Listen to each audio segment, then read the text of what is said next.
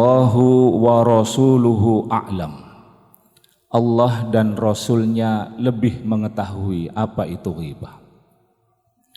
Qala, Nabi kemudian menjelaskan, ghibah itu adalah idza zakarta, jika engkau menyebut akhaka, saudaramu, bima yakrahuhu, dengan sesuatu yang ia tidak sukai. Kalau engkau melakukan itu, faqad irtabtahu, maka engkau berarti sudah menggibahnya. Qila, kemudian Rasul ditanya, ara'aita in kana fi akhi ma aqulu, bagaimana Rasul jika yang saya ucapkan tentang saudara saya itu sesuai dengan kenyataan? Qala, kemudian Rasul menjawab, in kana fihi ma taqulu faqad irtabtahu, jika engkau mengucapkan atau mengatakan atau menyebutkan sesuatu yang tidak disukai oleh saudaramu dan itu sesuai dengan kenyataan, faqad irtabtahu, engkau tetap dianggap menggibahnya.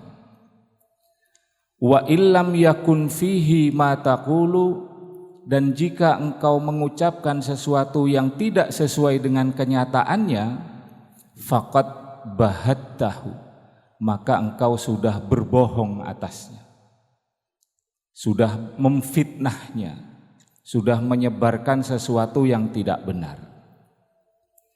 Yakni qulta fihi buhtanan, maksudnya adalah engkau mengatakan sesuatu yang dusta.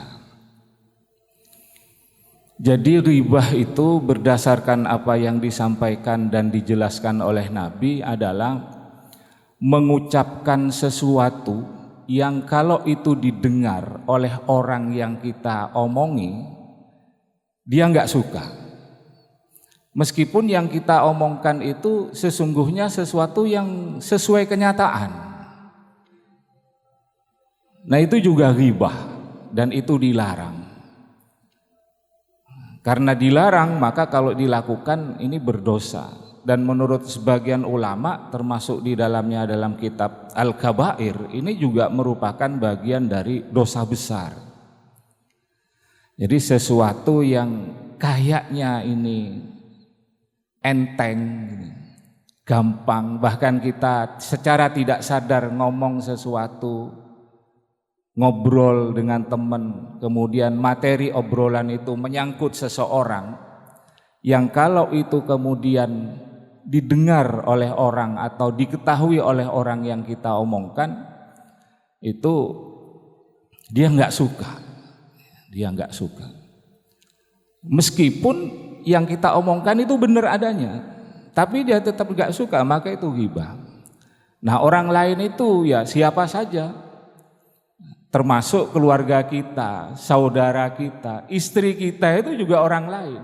Sehingga kalau kita ngomong dengan orang lain kemudian nyerempet ngomongin istri, ngomongin saudara, ngomongin teman, dan ketika didengar oleh orang itu dan dia nggak suka, berarti itu sudah melakukan ghibah. Dan ini kita perlu berhati-hati, karena ini nanti ada banyak hadis, ada banyak Al-Quran yang menjelaskan mengenai bagaimana bahayanya ghibah itu. Apalagi kalau kemudian yang kita omongkan nggak benar, nggak sesuai dengan kenyataan. Nah, itu bukan sekedar ghibah, tapi juga sudah buhtanan, menyebarkan berita bohong. Dalam istilah kita sehari-hari, kita sudah memfitnah seseorang, mengatakan, menyebarkan sesuatu yang tidak benar. Rasul mengatakan faqad bahattahu, engkau sudah menyebarkan kebohongan. Dan itu lebih parah lagi, wong sudah sesuai dengan kenyataan saja itu dilarang, apalagi tidak sesuai dengan kenyataan. An Abi Nujaih ada hadis lagi dari Ibnu Abi Nujay. Qala balaghana annam ra'atan qasiratan dakhalat anan Nabi sallallahu alaihi wasallam. Satu ketika ada seorang perempuan qasiratan yang tubuhnya itu pendek. Tidak terlalu tinggi, pendek. Istilah kita napa can maturen. Kotet. Dakhalan alan Nabi sallallahu alaihi wasallam. Si perempuan ini datang menemui Nabi untuk berkonsultasi, untuk bertanya sesuatu. Falamma kharajat, ketika dia sudah menemui Nabi, dia keluar dari rumah Nabi. Qalat Aisyah radhiyallahu anha. Kemudian istri Nabi Aisyah radhiyallahu anha itu mengatakan begini, ma aqsaraha, alangkah pendeknya perempuan ini. Biasanya orang Arab itu kan tinggi besar gitu, baik laki-laki atau perempuan. Nah ini ada perempuan yang tidak seperti orang Arab biasanya tingginya, pendek dia. Ma aqsaraha, alangkah pendeknya orang ini. Ya macek pandek noreng, tak apa deban lain. Nah, ucapan itu didengar oleh Rasulullah sallallahu alaihi wasallam. Ya Aisyah igtabtiha. Wahai Aisyah, kamu sudah menghibahnya. Qalat Aisyah kemudian mengatakan, ma qultu illa ma fiha. Ya Rasul, saya mengucapkan apa yang saya lihat sesuai kenyataannya. Saya tidak mengucapkan sesuatu yang tidak sesuai kenyataan. Dan memang perempuan tadi itu memang tidak tinggi, memang pendek orangnya. Qala, kemudian Rasul menjawab, dzakarti akbaha ma fiha. Iya, memang benar yang kamu ucapkan, tapi kamu menyebutkan sesuatu yang paling tidak baik dari orang itu. Yang seandainya dia dengar pasti dia tidak suka. Nah, berarti kamu sudah menggibahnya. Jadi ini istri Rasul ketika mengatakan seperti itu mungkin tujuannya hanya memberikan komentar, gitu ya, memberikan komentar. Nah, karena kita sekarang ini hidup di tengah lingkungan situasi yang tidak sama, maka ghibah itu tidak sekedar hanya berupa komentar yang kita ucapkan secara lisan, tapi juga hati-hati secara tulisan itu juga sama saja hukumnya. Dan itu berbahaya. Bahkan di dalam Al-Qur'an itu bahayanya ghibah itu seperti diserupakan dengan orang yang memakan daging saudaranya. La yaghtab ba'dukum ba'dha ayuhibbu ahadukum ayyakula lahma akhihi maitan fakarihtum. Janganlah kamu menggunjing antara satu dengan yang lainnya. Sukakah kamu memakan daging bangkai, daging saudaramu yang sudah mati? Fakarihtumu, pasti kamu tidak suka. Nah, ini untuk menunjukkan betapa bahayanya ghibah itu. Bahkan di hadis ini ada agak panjang disebutkan satu ketika Rasulullah Shallallahu Alaihi Wasallam ketika Isra dan Mi'raj itu ditunjukkan bersama Jibril. Lailata usriya bi ilas sama marartu biqaumin yuqta'ul lahmu min junubiha thumma yulqamuna. Jadi Nabi ditunjukkan ada seseorang yang oleh malaikat kemudian diiriskan daging punggungnya. Ketika itu setelah diiris daging punggungnya itu dipaksan yulqamuna, dijejelkan ke mulutnya, ya takan. Nah, kira-kira begitu. Kulu ma kuntum ta'kuluna min luhumi ikhwanikum. Makan itu daging saudaramu yang kamu suka makan dulu ketika masih hidup. Nabi bertanya, ya Jibril man haula'i, wahai Jibril siapa mereka itu kok sampai sebegitunya disiksa oleh Allah Subhanahu wa taala. Qala Jibril kemudian menjawab, haula'i min ummatika al-hammazun al-lammazun. Itulah sebagian umatmu wahai Nabi, orang yang sukanya menggunjing, menghibah di antara mereka.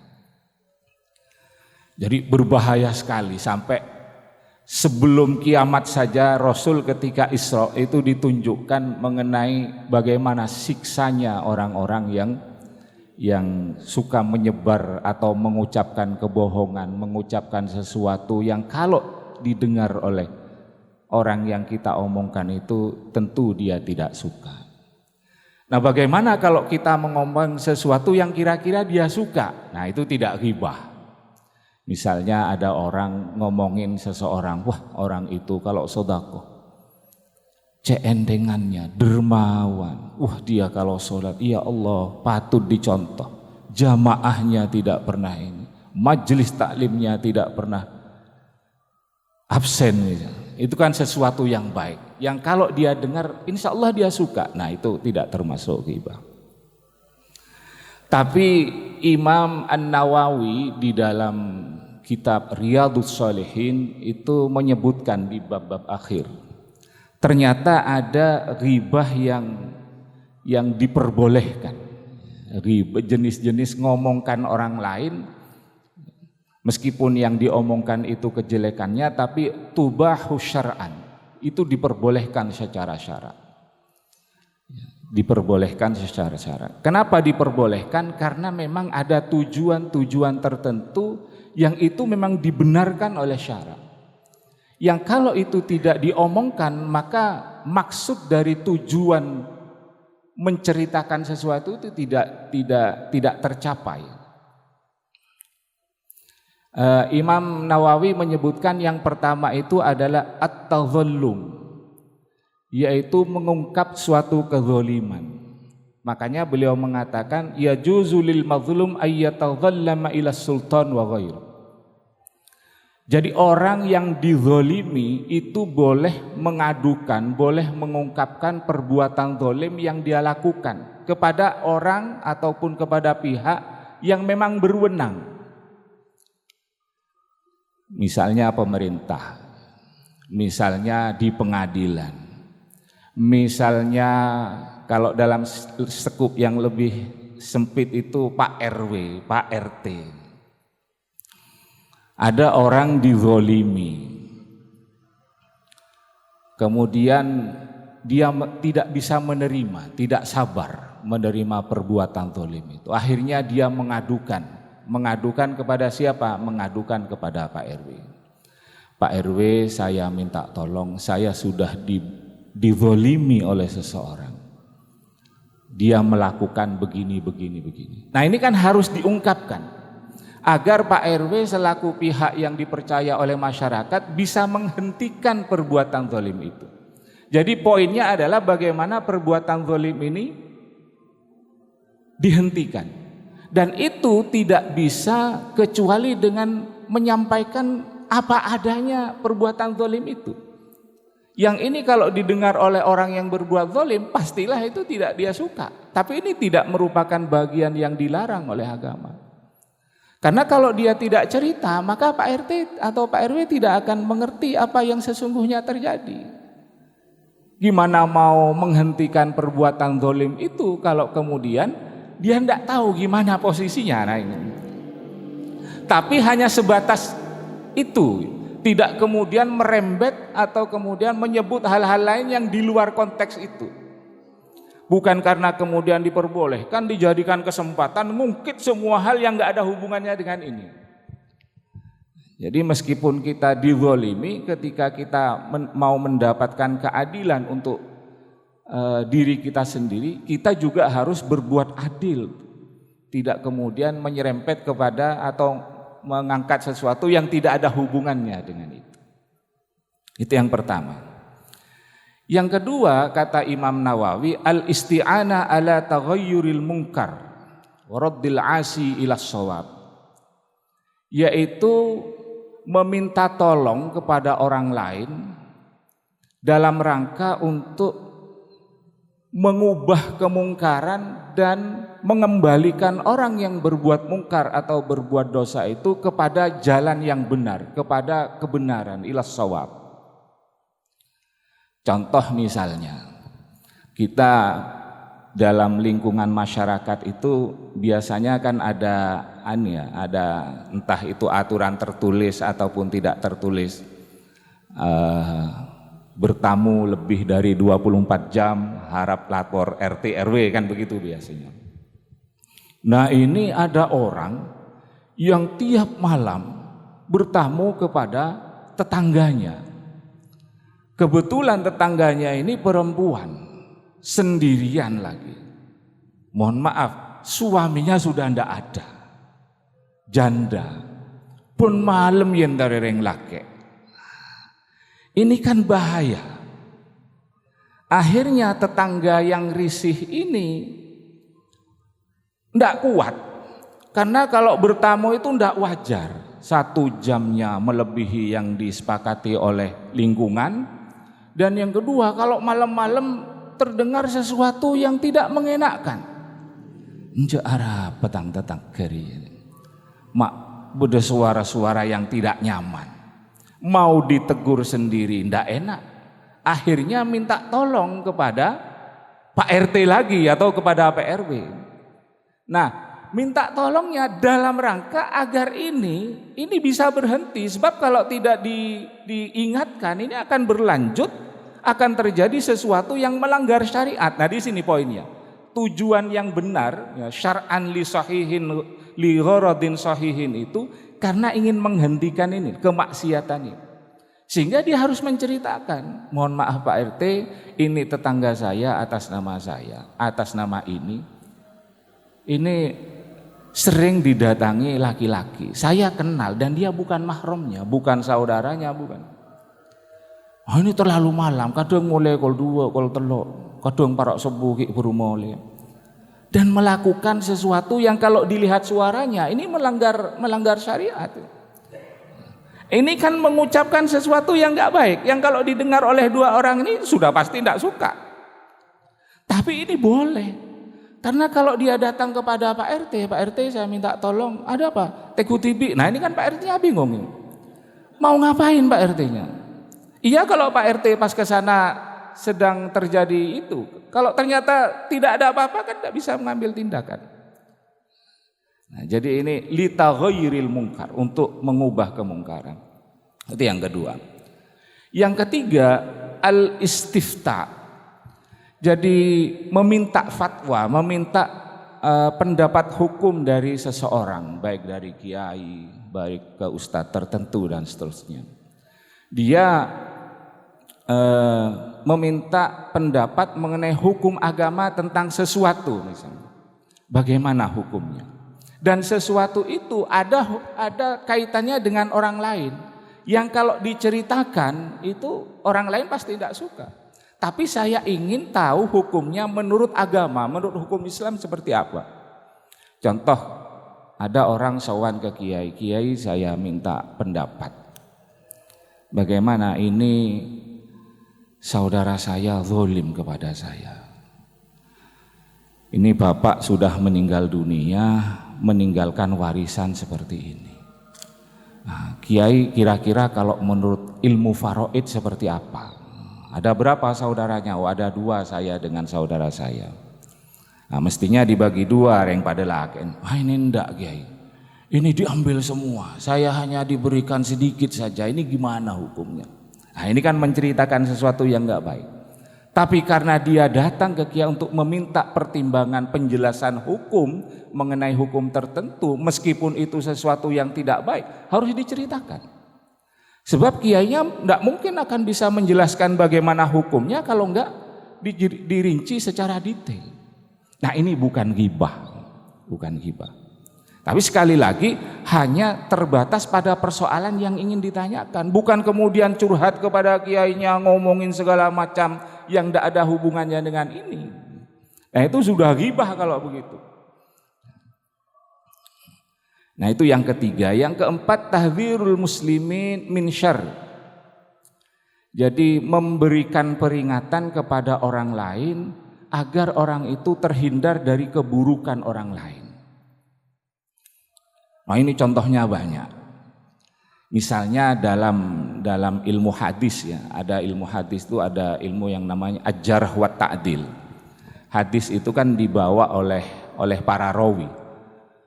An siapa dari ini mengabarkan kepadaku ini dan seterusnya. Yang itu yang namanya sanad. Kalau isinya itu namanya matan. Hadis itu kan ada yang sahih, ada yang dhaif, ada yang hasan, bahkan ada yang maudhu. Nah, maudhu, hasan, sahih itu banyak ditentukan selain oleh matannya, itu juga oleh sanadnya. Nah, perawi hadis itu bermacam-macam. Ada yang thiqah, ada yang terpercaya, ada yang tidak bisa dipercaya, ada yang mungkar, ada yang macam-macam. Dan itu dirinci dan diketahui bahwa, dan sudah ada kitabnya. Ada kitab namanya Mizanul I'tidal, ada kitab namanya Usdul Ghaba fi Riwayat Sahabat dan seterusnya, banyak sekali itu di dalam kitab hadis. Nah, itu para ulama ketika menjelaskan biografi para rawi itu menyebutkan satu persatu, baik yang positif ataupun yang negatif. Misalnya rawi ini terkenal suka berbohong. Nah, itu dijelaskan. Sehingga kalau ada hadis dibawa oleh perawi ini, nanti hadisnya menjadi dhaif. Nah, ini kan menyebutkan sesuatu yang tidak baik. Tapi karena biar umat Islam selamat, tidak menggunakan hadis-hadis yang maudhu misalnya, karena diriwayatkan oleh orang tertentu ini, seperti di dalam hadis, ya itu boleh.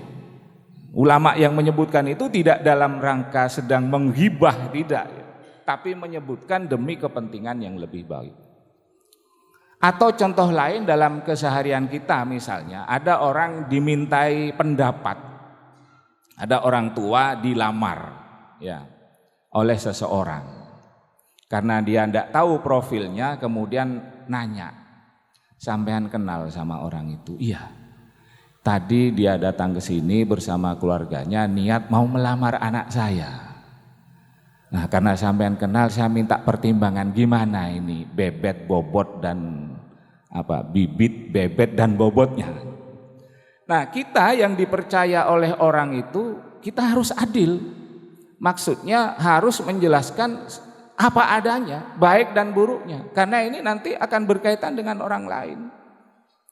Nah, ketika kita menjelaskan, oh orang ini saya, keng bede tak saya nah. Napa tak saya nah? A, B, C, D. Nah, ini kata ghibah nih kata. Ini tidak termasuk ghibah.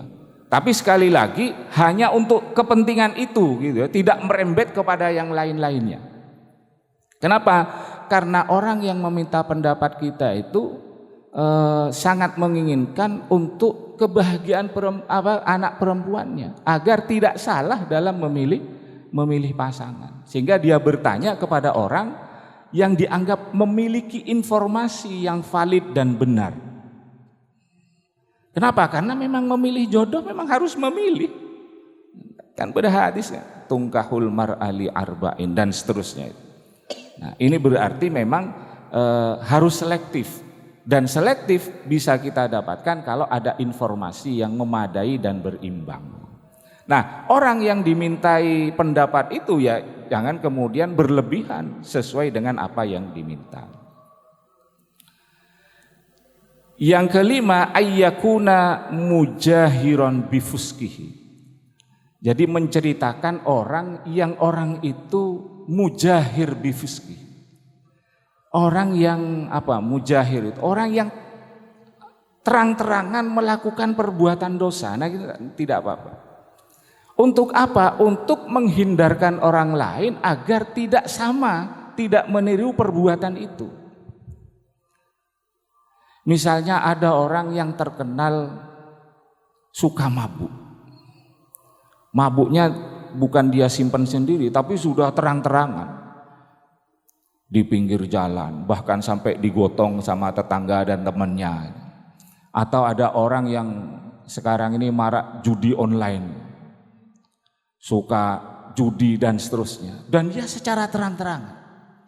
Maka agar orang lain terhindar dari perbuatan itu, tidak menjadi inspirasi yang negatif bagi orang lain, ya boleh diceritakan.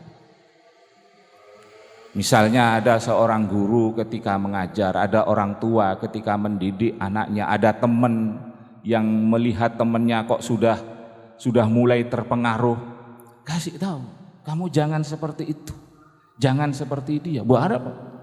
Ya dia begini. Hanya sebatas itu. Kenapa? Untuk menyelamatkan kepentingan yang lebih luas. Nah, ini termasuk bagian yang oleh Imam Nawawi dalam Riyadhus Shalihin diperbolehkan untuk diceritakan kejelekan atau keburukannya, dan itu tidak termasuk ghibah yang dilarang. Nah, yang nomor 6 itu, yang terakhir menurut Imam Nawawi itu dalam rangka at-ta'rif. Jadi misalnya untuk mengenalkan sesuatu yang kalau tidak dengan itu dia tidak bisa dikenali dengan pasti.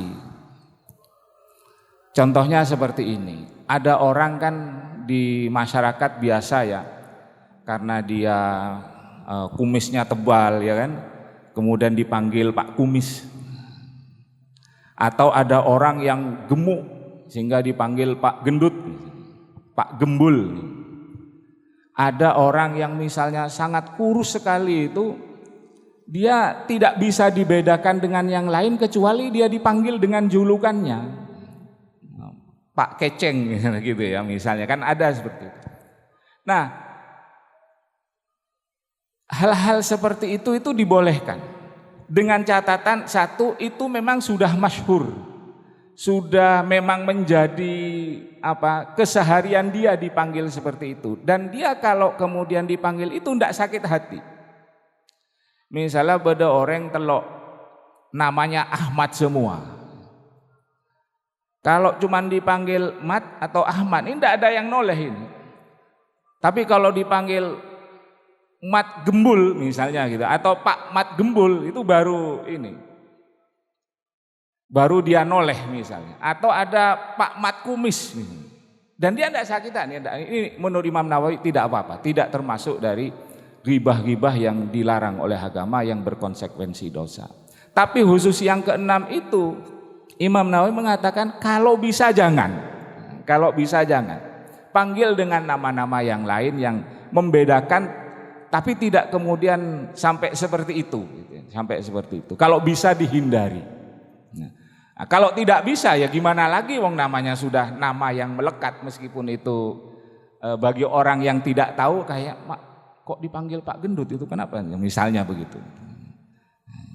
Nah, di luar ini semua materi omongan yang kalau diucapkan, diobrolkan, itu membuat orang yang kita obrolkan itu tidak suka, meskipun cocok, meskipun sesuai dengan keadaan, itu oleh Nabi disebut dengan ghibah, dan itu bahayanya besar sekali. Bahkan ghibah inilah salah satu di antara nanti di hadis-hadis berikutnya, salah satu perbuatan yang akan menggerus, akan menghabiskan amal. Sehingga nanti kata Nabi di akhirat itu akan banyak orang kecelik, akan banyak orang kaget, kenapa amal-amal ibadah saya itu kok hilang. Saya dulu rasanya rajin sholat, rasanya suka zakat, suka sedekah, kok sekarang tidak ada semua. Kenapa? Nah, salah satunya ini adalah kita suka hobi menghibah. Semoga kita dijadikan oleh Allah yang tidak suka melakukan perbuatan ghibah ini. Al-Fatihah.